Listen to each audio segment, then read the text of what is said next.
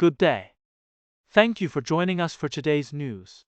If you find this helpful, please consider subscribing. We're here every day with calm, clear updates just for you. In the early hours of the morning, a violent incident in Hamilton left one man dead and several others injured. Police have confirmed the event is being treated as a homicide, with a 20-year-old man succumbing to his injuries shortly after the attack. The disturbance occurred on Alexandra Street, where a group of individuals were involved in treat. Authorities are now working to identify the suspect and recover any weapons used. The scene remains cordoned off with local businesses and residents affected by the chaos.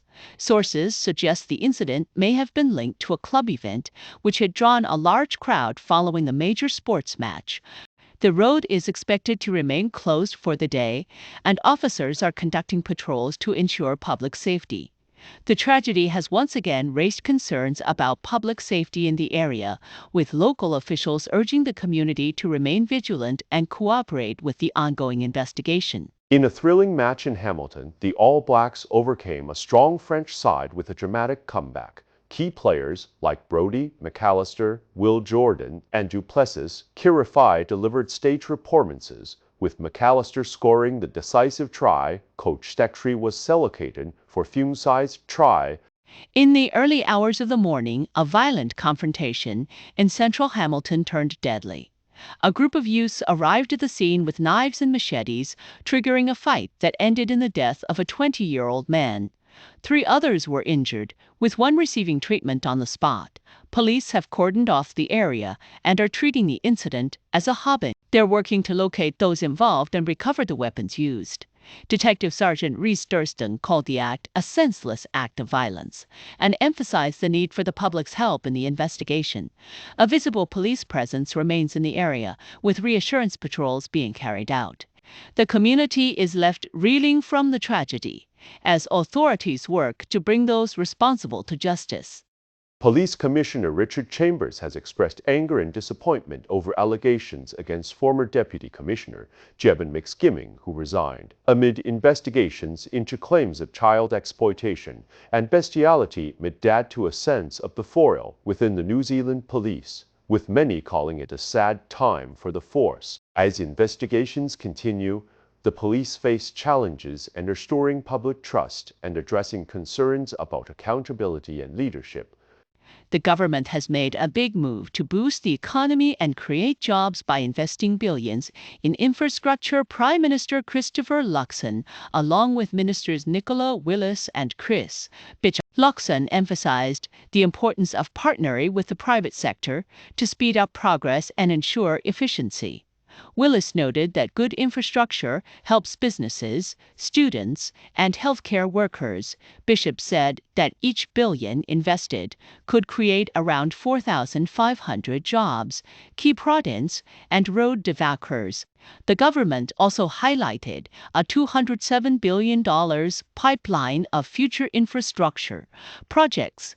This plan is part of a broader effort to drive economic growth by supporting businesses get underway. The focus is on delivering long-term benefits for New Zealanders across the country. This article provides an in-depth look at the most cost-effective and efficient ways to heat your home during the winter months. It highlights heat pumps as the most energy-efficient option, followed by dehumidifiers, electric heaters, and a discussion on less effective options like gas. The article is aimed at helping homeowners in New Zealand make informed decisions about heating their homes in a cost-effective manner. Brodie McAllister's remarkable performance in the All Blacks match against France, where he scored a crucial try, has marked the beginning of a promising career in rugby. His composure under pressure and leadership on the field have earned praise from coaches and teammates of squad for the future. His place in the All Blacks squad for the future. New Zealand police are on the lookout for Hami Hanara, a 21-year-old man with a troubled past, once a teenager who was convicted of manslaughter after stabbing a homeless man to death. Hanara's murder charge was later overturned, the public not to approach him. Hanara, who is described as 168 centimeters tall and with a cast on his right arm, was involved in the fatal attack on Kelly Donner in 2018. The victim was stabbed multiple times, leading to his death at the scene. Anara's criminal history is complicated by a diagnosis. Despite his conviction being quashed, the case has left the community in shock. Police are urging the public to report any sightings immediately using the reference number 250,719-1721 as the search continues. The incident raises deference. The All Blacks' 2019 victory over France in Hamilton marks a significant win in their three-test series, shouting the rising talents of young players like Brodie McAllister and Fabian Holland, as well as the continued impact of veterans like Geordie Barrett. This win under Scott Robertson's leadership like Geordie Barrett. This win under Scotland's of young players like Brodie back von 2000 The Wellington Saints have claimed their 13th NBL title with a hard-fought 87-82 victory over the Southland Sharks.